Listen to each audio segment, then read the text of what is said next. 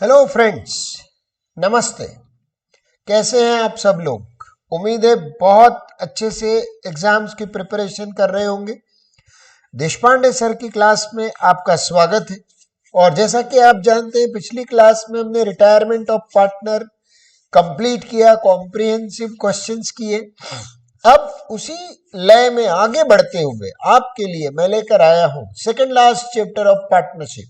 Yes, second last, because इसके बाद dissolution of partnership forms, वही एक चैप्टर पार्टनरशिप में बचा है, फिर लगभग कोर्स समाप्त होगा।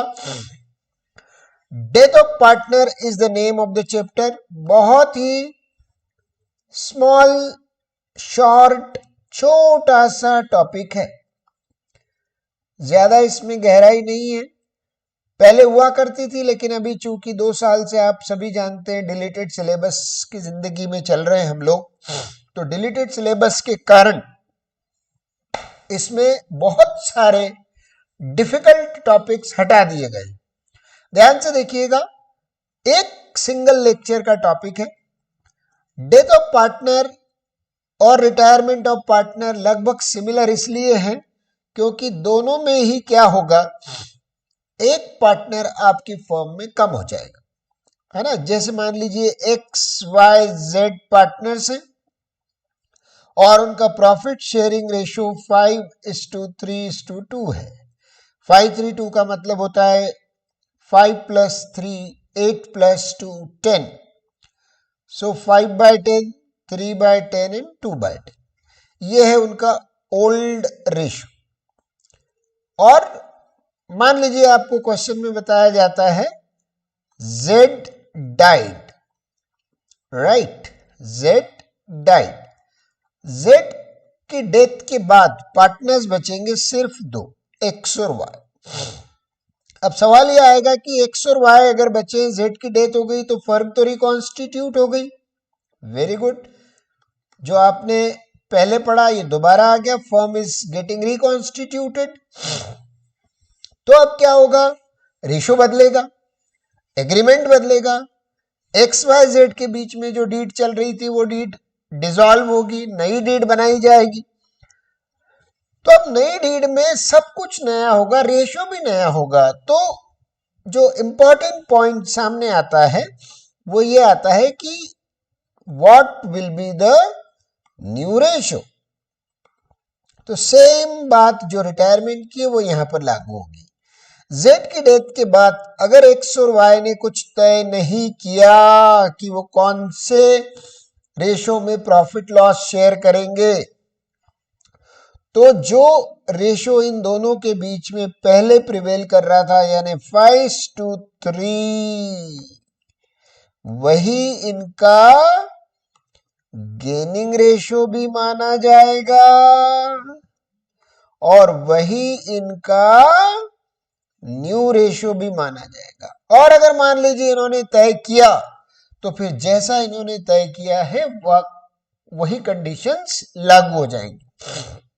क्या क्या तय कर सकते हैं ये तय कर सकते हैं कि after Z's death the new ratio is going to be 1:1, 3:2, 5:1, any ratio they can choose as per discussion between the two। Z का जो शेयर है Z की डेथ के बाद Y और Z में बढ़ जाएगा। तो इसमें सारे लॉजिक्स वही लगेंगे जो रिटायरमेंट में लगे थे। तो मेरा आपसे यहां पर एक निवेदन है कि बजाय कि यहां वापस से उस टॉपिक को करने के आप रिटायरमेंट का इंट्रोडक्टरी वीडियो फिर से देख लें। तो same gaining ratio, new ratio, formula same, calculation same. Different क्या है? डिफरेंट ये है मेरे फ्रेंड्स कि जो डेथ है, राइट, वो एक सडन एक्टिविटी है। It doesn't give you any notice. Do you agree? Right.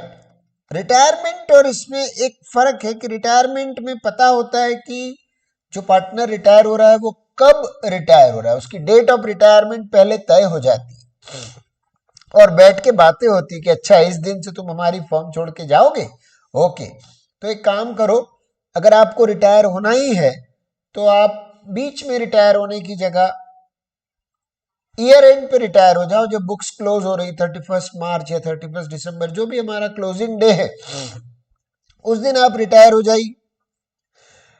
लेकिन डेथ के केस में हम, आप सोच के देखिए, ऐसा किसी को कह सकते हैं क्या कि जेड आप मरने वाले हो तो थोड़ा एक काम करिए, 15 दिन रुक के मरिए, ईयर एंड आ रहा है? नहीं पॉसिबल है। आप कहोगे कि सर कैसी बात कर रहे हैं, लेकिन ये प्रैक्टिकल चीज है समझने की कि death doesn't give any notice, right? It may happen any time during the year. So retirement एक फ्लेक्सिबल एक्टिविटी है जिसे आप अगर चाहे तो बाकी पार्टनर्स की कंसेंट के साथ उसे फ्लेक्सिबली एडजस्ट किया जा सकता है, मगर डेथ को नहीं। तो डेथ कब होगी? Death any time during the accounting year, accounting period के बीच में कभी भी हो सकती है। एनी डे, कोई भी दिन डेथ हो सकती है।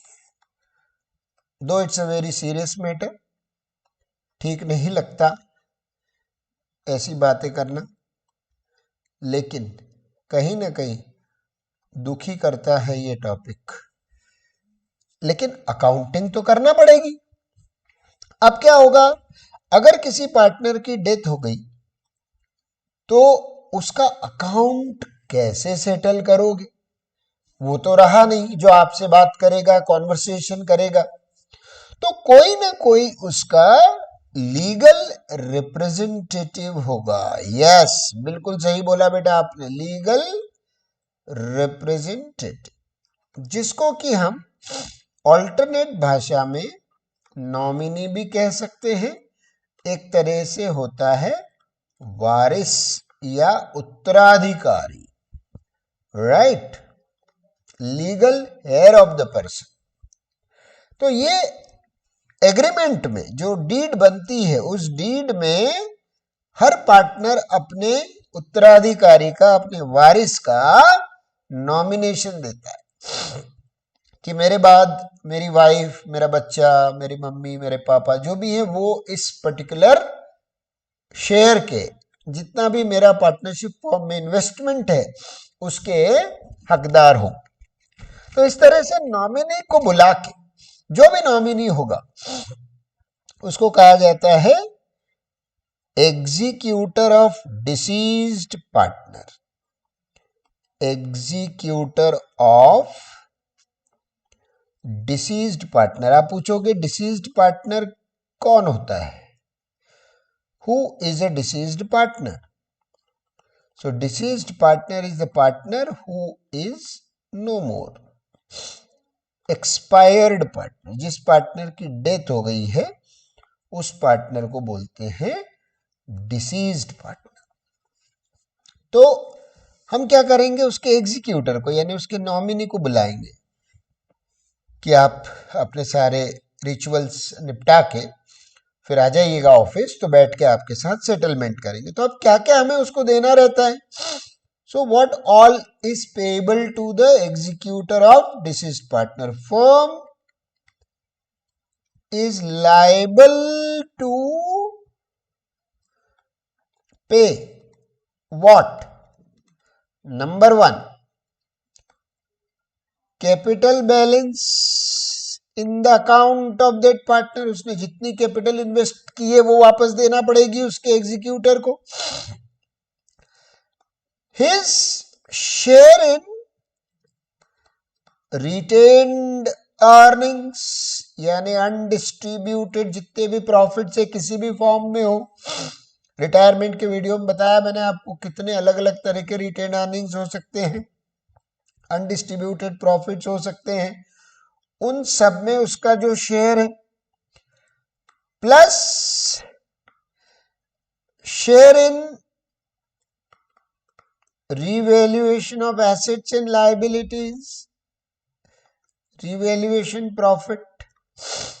ऑफ कोर्स अगर लॉस आया तो हम उसके अकाउंट में डेबिट भी करेंगे, ऐसा नहीं है कि खाली देना है। अगर मान लीजिए कोई चीजें नेगेटिव हैं, माइनस करनी है, तो उसके अकाउंट से माइनस भी की जाएंगी। हिज शेयर इन गुडविल, उसका जितना गुडविल का शेयर बनता होगा उस दिन तक का वो देखा जाएगा कि लेटेस्ट वैल्यू गुडविल की क्या है और अकाउंटिंग स्टैंडर्ड 26 से उसको एडजस्ट किया जाएगा। इसके अलावा उसकी डेथ तक उसका इंटरेस्ट ऑन कैपिटल, और अगर वो रेम्यूनरेशन वगैरह डिजर्व करता था, सैलरीड पार्टनर था, तो रेम्यूनरेशन, सैलरी, कमीशन, जो भी उसका अगर आपने एग्रीमेंट में लिखा हो तो टिल डेथ उसका जो रेम्यूनरेशन बनता है वो उसे दिया जाएगा। इसके अलावा अगर उसने फर्म को कोई लोन दिया है तो वो लोन भी उसको वापस किया जाएगा, loan given by that partner.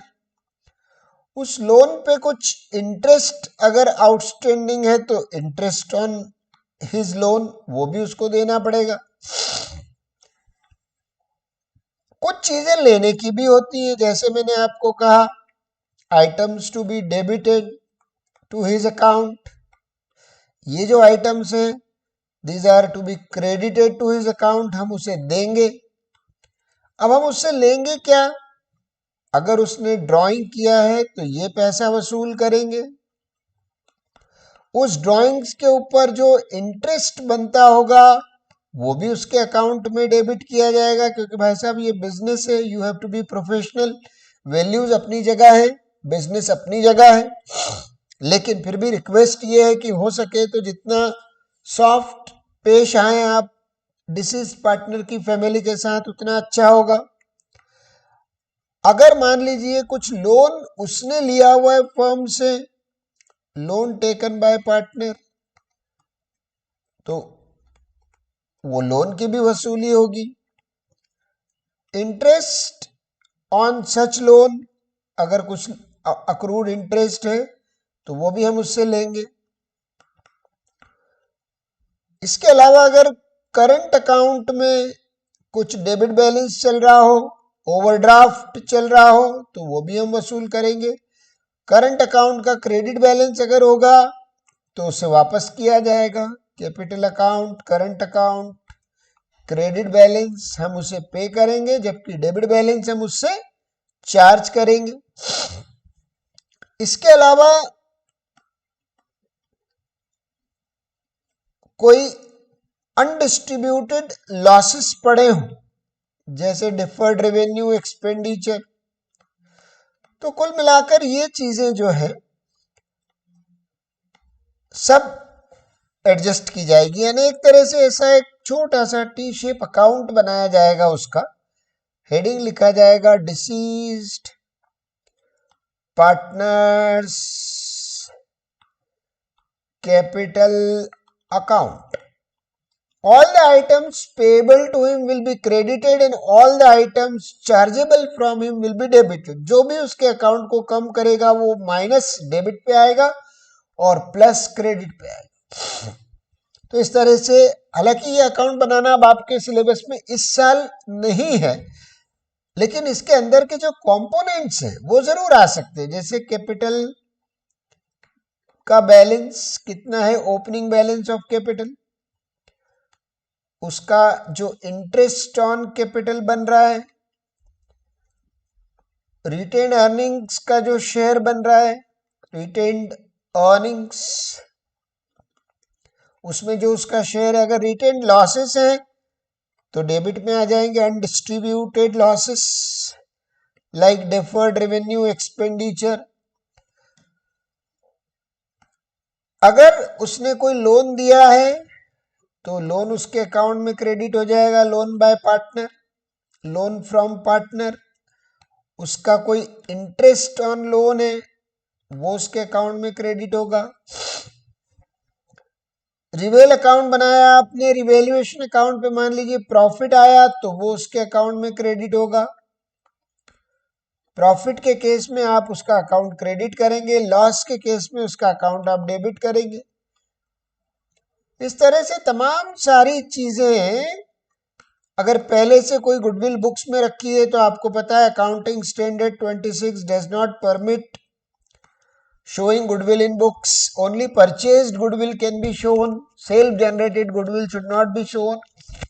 और आपकी बैलेंस शीट में ऑलरेडी गुडविल अपीयर कर रही है तो उसे राइट ऑफ करना पड़ेगा। लेकिन जो प्रेजेंट गुडविल है on the date of death, जो रिवैल्यू करोगे आप गुडविल, उसका जो शेयर है वो उसके अकाउंट में क्रेडिट होगा in the name of other partners. Gaining partners will compensate sacrificing partner.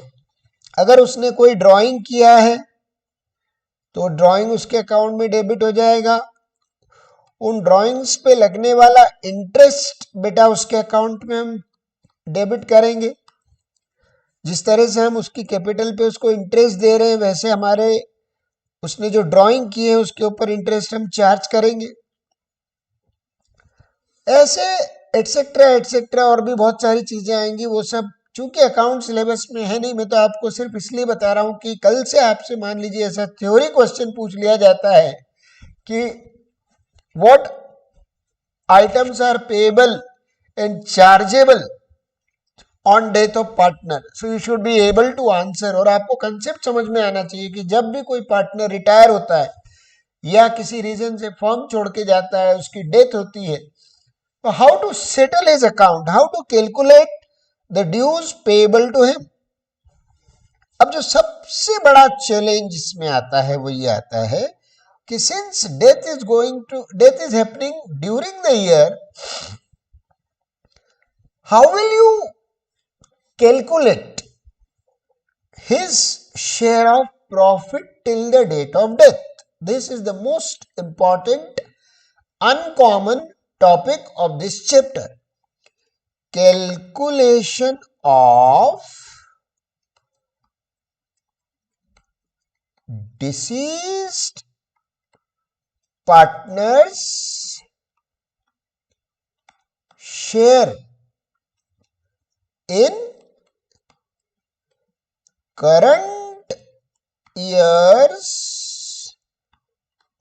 profit or loss up to the date of death।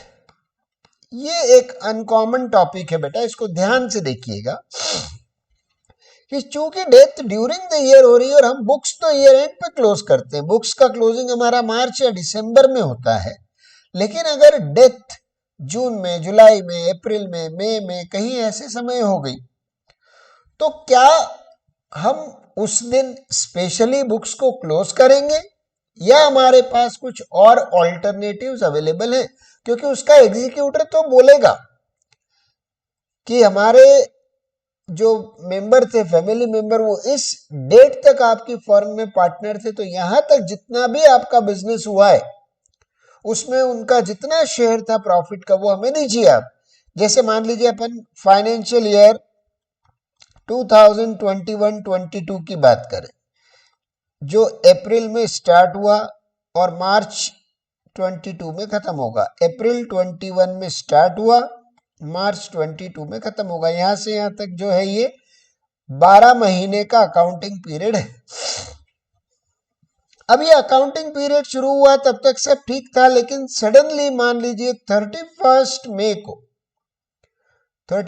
मई 2021 हमारा एक पार्टनर गुजर गया, डेथ हो गई उसकी। तो उस पर्टिकुलर पार्टनर ने इस फाइनेंशियल ईयर में पूरे साल तो काम नहीं किया। साल शुरू हुआ अप्रैल में, एंड होना है मार्च में, लेकिन उसकी डेथ तो 31 मई को ही हो गई। तो कुल मिला के वो पार्टनर कितने टाइम हमारे साथ रहा? अप्रैल और मई, यानी ओनली 2 मंथ्स। वेरी गुड, सही कैलकुलेट किया बेटा आप। तो अब 2 मंथ्स अगर वो हमारे साथ रहा है तो जाहिर सी बात है 2 मंथ्स में फर्म ने कुछ तो बिजनेस किया होगा। तो कितना प्रॉफिट बना 2 महीने का, उसमें उसका जो एग्जीक्यूटर है, जो वारिस है, जो नॉमिनी है, वो शेयर मांगेगा और बिल्कुल लीगली जेन्युइन भी है, मांगना भी चाहिए। तो 2 मंथ्स का प्रॉफिट कैसे कैलकुलेट करें? इस 2 मंथ्स के पीरियड को कहा जाता है सर्वाइवल पीरियड। सर्वाइवल पीरियड का मतलब है फॉर हाउ मेनी मंथ्स और days a particular partner survived in the current accounting year. तो इसमें क्या ध्यान रखना है, आप कैसे कैलकुलेट करते हैं survival period? Date of commencement of accounting year, मतलब आपका अकाउंटिंग ईयर कौन से दिन शुरू हुआ, वहां से कहां तक, to the date of death, किस दिन डेथ हुई। ये दो डेट आपको लिखना पड़ेगी। तो आपका अकाउंटिंग ईयर शुरू हुआ 1 अप्रैल को और उनकी डेथ हुई 31 मई को, तो नंबर ऑफ मंथ्स आ गए 2। मान लीजिए ऐसा होता है कि आपका अकाउंटिंग पीरियड शुरू हुआ है 1 अप्रैल को और पार्टनर की डेथ हुई है सपोज 14 जून, तो बेटा फिर आपको यहां पर, या 14 जून की जगह मैं आपके लिए आसान वाला काम लेता हूं जो एग्जाम में आ भी सकता है, जिसके लिए आपको तैयार भी रहना चाहिए, 12 जून को। तो अब इसमें आपको डेज का कैलकुलेशन करना पड़ेगा। तो इसमें अप्रैल पूरा यानी अप्रैल के 30 डेज, मई पूरा वो रहा 31 डेज, और जून 12 को डेथ हुई तो जून के 12 दिन, यानी देखा जाए तो सर्वाइवल पीरियड आ रहा है 73 डेज। हाँ बेटा, डेज में अगर आता है तो डेफिनेटली इसी टाइप का फिगर सिलेक्ट किया जाता है ताकि कैलकुलेशन में बच्चों का अननेसेसरी टाइम वेस्ट ना हो, because you know the use of calculator is restricted in the CBSE examination.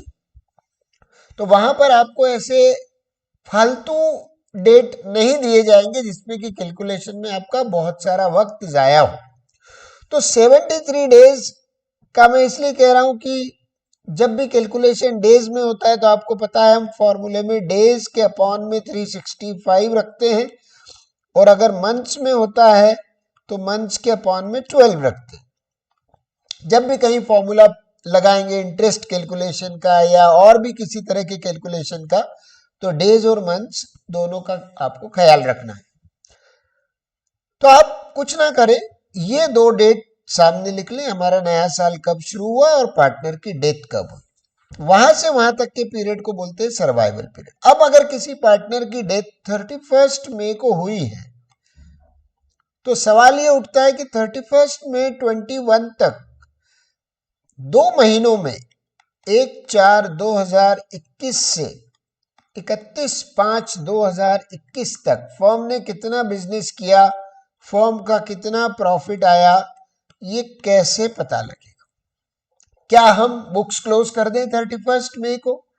बिल्कुल पॉसिबल है, ये एक ऑप्शन है। आप चाहें तो 31 मई जिस दिन उसकी डेथ हुई वहां तक की क्लोजिंग करके एक प्यारा सा ट्रायल बैलेंस बना के, फाइनल अकाउंट्स बना के एक्चुअल प्रॉफिट निकाल सकते हैं। जी हाँ दोस्तों, मैं वही बात कर रहा हूं, मैं आपसे वही बताना चाह रहा हूं कि क्या क्या मेथड्स हैं या क्या क्या ऑप्शंस आपके पास है। पहला ऑप्शन है actual closing, means actual profit calculation. तो इसमें क्या होगा, हम सही मायनों में बुक्स क्लोज करेंगे और एक्चुअल प्रॉफिट कैलकुलेट करके, प्रॉफिट या लॉस कैलकुलेट करके उसका जो भी रियल शेयर होगा वो उसके एग्जीक्यूटर को हैंड ओवर कर देंगे। Actual profit loss calculation.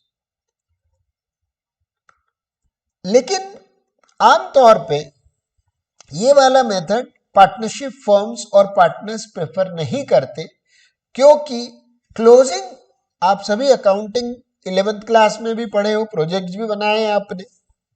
आपको पता है कि 40 ट्रांजैक्शन का एक क्वेश्चन लेना, फिर उसको पूरा subsidiary books, ledgers, trial balance, final accounts तक पहुंचाना बहुत हेक्टिक काम आपको लगा होगा क्लास 11 में। तो जब आप 30-40 ट्रांजैक्शन में इतना परेशान महसूस करते हो तो एक्चुअली जो बिजनेस चलता है मार्केट में, जहां हजारों ट्रांजैक्शंस होते हैं पर डे, उसका क्लोजिंग बीच में कभी भी ऐसे करना बहुत ही टाइम कंज्यूमिंग जॉब होता है। So normally partnership firms actual closing method prefer नहीं करते। फिर कौन सा कैलकुलेट करते हैं, तो वो प्रेफर करते हैं या तो टाइम बेसिस या फिर सेल्स बेसिस। एक है टाइम बेसिस और एक होता है सेल्स बेसिस। क्या मतलब है इसका? इसका मतलब ये है कि हम ऐसे कभी भी बुक्स क्लोज नहीं कर पाएंगे। इस कारण हम कुछ एस्टिमेशंस के बेसिस पे प्रॉफिट निकालें, फोरकास्टिंग या एस्टिमेटेड बेसिस। जैसे हमने कहा कि टाइम बेसिस को अगर मान लीजिए डीड में सिलेक्ट किया है, एग्रीमेंट में लिखा है कि in the event of death of any partner his profit और हिज शेयर ऑफ प्रॉफिट और loss will be calculated on the basis of time. तो इसमें क्या दो ऑप्शंस आ सकते हैं? एक आ सकता है ऑन द बेसिस ऑफ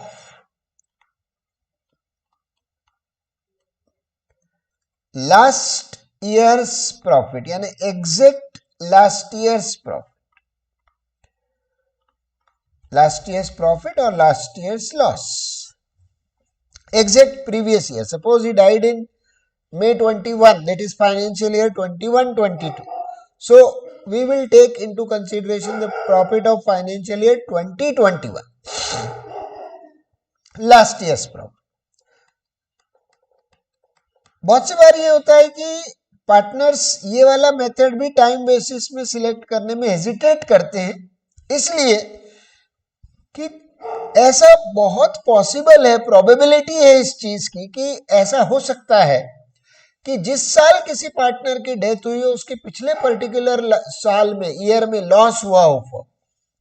तो ऐसे में वो पार्टनर के एग्जीक्यूटर पे बहुत बड़ी रिस्क आ जाएगी, उसको मिलने की बजाय उसको पैसा देना पड़ सकता है।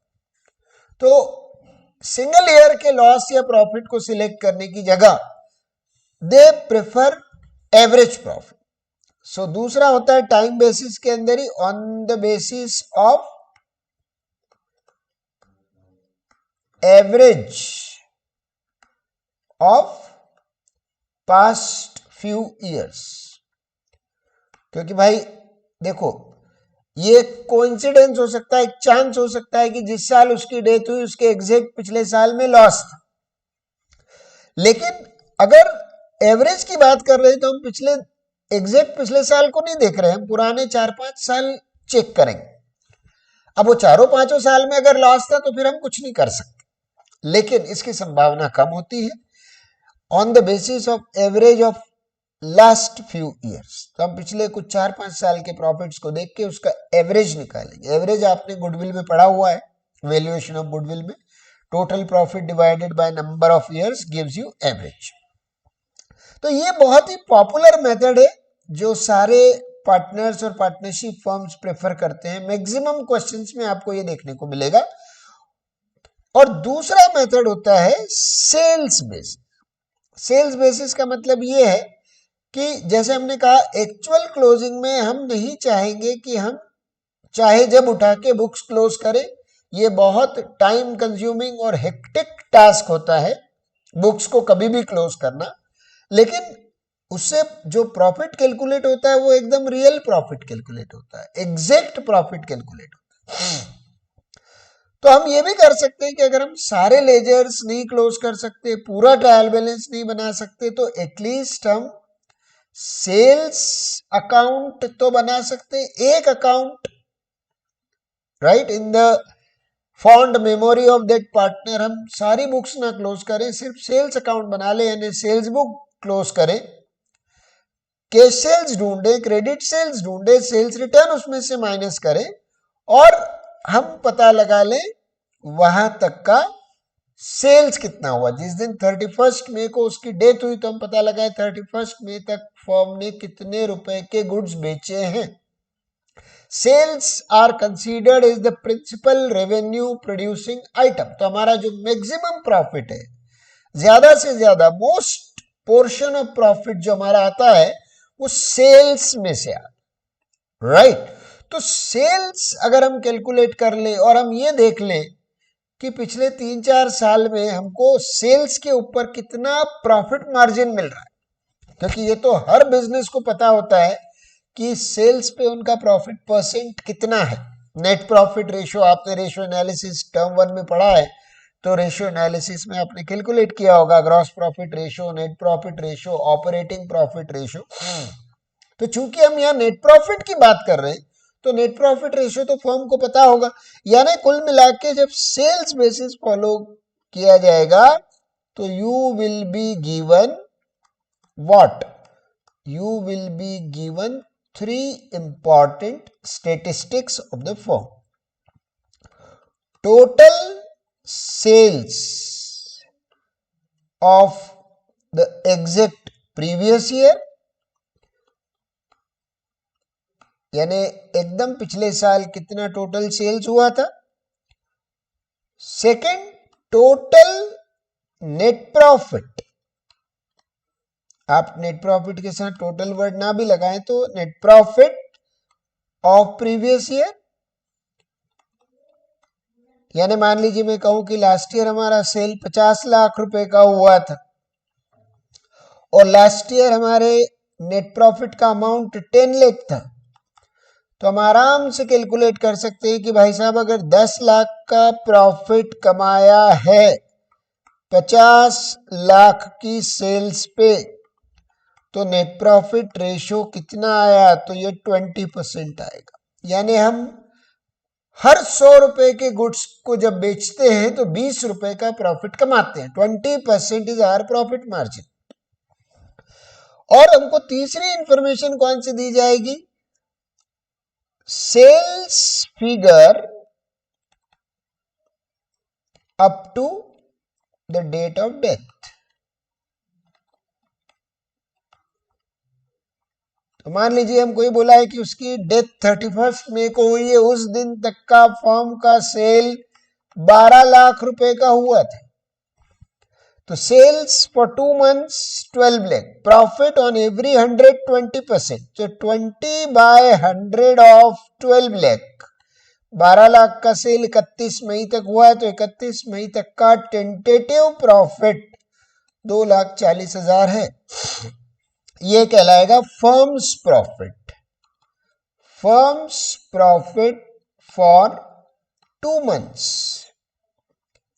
अब उसमें से Z की डेथ हुई है, आपको बताया मैंने यहां पर Z डाइड 2/10 उसका शेयर है, तो बस हम इतना कैलकुलेट करेंगे कि अगर फर्म का प्रॉफिट 2,40,000 है 2 महीने का, तो इसमें Z का शेयर 2/10 के हिसाब से कितना होगा, 48,000 उसको शेयर देना होगा, Z शेयर इन प्रॉफिट, जो उसके एग्जीक्यूटर को हम हैंड ओवर करेंगे। राइट, उम्मीद है आपको समझ में आ रहा है। मैं थोड़ा थोड़ा स्लो होकर के यहाँ आपको इसलिए बता रहा हूं कि यही एक चीज है जो इस चैप्टर में अनकॉमन है दूसरे चैप्टर्स के कंपैरिजन में, क्योंकि आपने एडमिशन, रिटायरमेंट जितना भी पढ़ा इस पर्टिकुलर साल में वो सब एंड ऑफ द ईयर वाला पढ़ा है, डेथ ड्यूरिंग द ईयर है। तो प्लीज 3 मार्क्स का क्वेश्चन गलत मत करके आना, इसमें से आने की पूरी संभावना है। तो अगर हमने उसका प्रॉफिट शेयर सही कैलकुलेट कर लिया, तो अब इसके बाद आता है सवाल जर्नल एंट्री का। तो देखिए सर, हमारे पास journal entry for share of profit क्या बनाएंगे, तो अब इसमें 2 ऑप्शंस है, यानी 2 ऑप्शन यानी 2 चीजें आपको याद रखनी है। अगर आप एक्चुअल प्रॉफिट की बात कर रहे हैं, यानी मेथड 1 लगाया है आपने, है ना, अभी बताया था मैंने आपको यहाँ पर कि अगर ये एक्चुअल क्लोजिंग की है आपने तो प्रॉफिट आपका रियल वाला आया है, उसमें कोई डाउट नहीं है, चाहे लॉस आए या प्रॉफिट आए। आपको जर्नल एंट्री बनाना होगी, profit and loss account debit to partners capital account, सारे पार्टनर्स में ये अमाउंट हम डिस्ट्रीब्यूट कर सकते हैं उनके ओल्ड रेशियो, XYZ सबको दे देंगे क्योंकि क्लोजिंग ही कर दिया ना हमने। तो एक तरह से हमने हमारे अकाउंटिंग ईयर को 2 पार्ट में डिवाइड कर दिया, 2 महीने की क्लोजिंग हमने कर दी, अब बचे हुए 10 महीने की क्लोजिंग हम ईयर एंड पे करेंगे, जिसमें X और Y ही खाली पार्टनर्स होंगे। तो यहां तक का प्रॉफिट हम सारे पार्टनर्स में पीएनएल अकाउंट के नाम से बांट दें, या पीएनएल अप्रोप्रिएशन अकाउंट भी आप लिख सकते हो, ज्यादा अप्रोप्रिएट वो हो जाएगा। लेकिन अगर मान लीजिए लॉस आता तो ये एंट्री हमको पलटना पड़ती। Partners capital account in that case will be debited, all partners capital account debit to profit and loss account. चाहे प्रॉफिट आए या लॉस, सब में बटेगा, ओल्ड रेशो में बटेगा, यानी ओल्ड रेशो ऑल पार्टनर्स। ये कब की बात बता रहा हूं मैं आपको, जब आप एक्चुअल प्रॉफिट कैलकुलेशन कर रहे हैं, रियल क्लोजिंग कर रहे हैं। लेकिन जैसे मैंने आपको कहा ये मेथड जनरली प्रेफर नहीं करते, तो कौन सा प्रेफर करते हैं, या तो टाइम बेसिस या सेल्स बेसिस। अब चाहे आप टाइम बेसिस फॉलो करो या सेल्स बेसिस फॉलो करो, आपका जो प्रॉफिट है वो एग्जैक्ट नहीं है, एक्यूरेट नहीं है, वो फोरकास्टेड प्रॉफिट। फोरकास्टेड मतलब एस्टिमेटेड प्रॉफिट, अंदाज मार प्रॉफिट है वो, कि इतना प्रॉफिट होता। अगर हम लास्ट ईयर के प्रॉफिट को बेस ले, ये मान ले कि जो पिछले साल कमाया वही इस साल कमाएंगे, तो ये आपका गेसवर्क है, प्रेडिक्शन है। एक्चुअल कुछ भी हो सकता है, कम ज्यादा या लॉस, लेकिन आपने चूंकि प्रेडिक्शन किया है, प्रेडिक्टेड प्रॉफिट की बात कर रहे हैं आप, फोरकास्टेड प्रॉफिट की बात कर रहे हैं, राइट। तो ऐसे में आप पीएनएल अकाउंट डेबिट नहीं करेंगे, आप profit and loss suspense account debit करेंगे। सस्पेंस इसलिए क्योंकि देखिए ये क्लियर नहीं है, ये प्रॉफिट एक्चुअल इतना ही आएगा या इससे कम ज्यादा आएगा या लॉस आएगा, कुछ भी पक्का नहीं, अनसर्टेन है। सस्पेंस अकाउंट डेबिट करेंगे। सस्पेंस अकाउंट का जो डेबिट बैलेंस है वो बैलेंस शीट में या फर्म की बुक्स में एक फिक्टिशियस एसेट की तरह चलेगा, और एंड ऑफ द ईयर पे क्लोजिंग करने के बाद जो रियल प्रॉफिट आएगा उसमें से इसको सेट ऑफ किया जाएगा। लेकिन हाल फिलहाल जिस दिन उसकी डेथ हुई है उस दिन एंट्री बनेगी profit and loss suspense account debit to deceased partners capital account. Yes friends, only deceased partners capital account. देखो यहां क्या मैंने कहा, ऑल पार्टनर्स, क्योंकि ये एक्चुअल प्रॉफिट है, एक्चुअल क्लोजिंग। यहां ऑल पार्टनर्स नहीं, 31 मई को हमें एक्स और वाई को कुछ देने की जरूरत नहीं है, क्योंकि वो तो जिंदा है, फॉर्म में है। वो 31 मार्च 22 में जब बुक्स क्लोज होगी तब ले सकते हैं अपना शेयर। यहां हमें अकाउंट सेटल करना है डिसीज्ड पार्टनर का, तो डिसीज्ड पार्टनर का ही सिर्फ शेयर बुक किया जाएगा पीएनएल सस्पेंस के नाम से। मैंने आपको कहा पीएनएल अकाउंट डेबिट जब भी होता है बुक्स में, debit balance of PNL represent करता है लॉस को, यानी बाकी के पार्टनर्स के लिए ये एक तरह का लॉस है, प्रीपेड प्रॉफिट।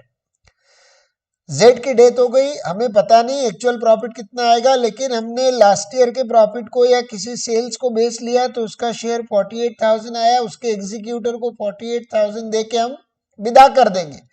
लेकिन हमें गारंटी नहीं है कि 48 एक्चुअली प्रॉफिट आएगा, इससे कम आएगा, ज्यादा आएगा या लॉस आएगा। तो ये एक रिस्क है जो कि remaining partners end of the year पे सेट ऑफ करें। हाँ, इसमें कंडीशन जरूर है कि अगर प्रॉफिट शेयरिंग रेशो चेंज हो रहा हो तो पार्टनर्स फिर पीएनएल सस्पेंस अकाउंट खोलना प्रेफर नहीं करते हैं। फिर जो भी पार्टनर गेन कर रहा होता है एक कॉम्पेंसेशन एंट्री पास कर देते हैं, जैसे हम लोग गुडविल की एंट्री पास करते हैं, gaining partners capital account debit to deceased partners capital. मतलब अगर रेशो बदल रहा है तो फिर मैं उसके शेयर ऑफ प्रॉफिट या लॉस को बुक्स में कंटिन्यू करना पसंद नहीं करूंगा, क्योंकि आज कुछ और रेशो है, एक साल बाद या उसकी डेथ के बाद रेशो कुछ और होने वाला है। तो if there is a change in ratio we will not continue with the PNL suspense account, otherwise ये डिस्प्यूट क्रिएट करेगा, क्योंकि दोनों पॉइंट ऑफ टाइम पे रेशो अलग अलग है। तो हो सकता है किसी पार्टनर का शेयर अगर बढ़ रहा हो, गेन कर रहा हो, तो उसको बाद में ज्यादा लॉस शेयर करना पड़ सकता है, तो वो लायबल है डेथ तक जो भी इवेंट्स हो रहे हैं उसमें ओल्ड रेशियो में, डेथ के बाद फ्यूचर में जो इवेंट्स होंगे उसमें वो लायबल है न्यू रेशियो। तो डिस्प्यूट को अवॉइड करने के लिए अगर रेशियो चेंज होता है, ये नोट कर लीजिए आप अपनी कॉपी में, ये एंट्री आपको सेकंड ऑप्शन तभी बनाना है जब उनके बीच में रेशियो चेंज हो रहा है, राइट। और अगर रेशियो चेंज नहीं हो रहा है तो पीएनएल सस्पेंस के नाम से करेंगे। अब जैसे छोटा सा एक एग्जांपल ले, मान लीजिए एबीसी 3 पार्टनर्स हैं और उनका प्रॉफिट शेयरिंग रेशियो 2:1 है और बी की डेथ हो गई, बी डाइड। अब मैंने आपको बताया 4 ऑप्शन टोटल। पहला बताया एक्चुअल प्रॉफिट कैलकुलेशन। अब आप कहेंगे बताए तो 3, बोल रहे 4, लेकिन एक पर्टिकुलर में 2 थे, ये भी ध्यान रखो, last year's profit and average profit. पहला ऑप्शन लिया है एक्चुअल प्रॉफिट मेथड और आपको क्वेश्चन में दिया गया है, मान लीजिए एक्चुअल प्रॉफिट अमाउंटेड टू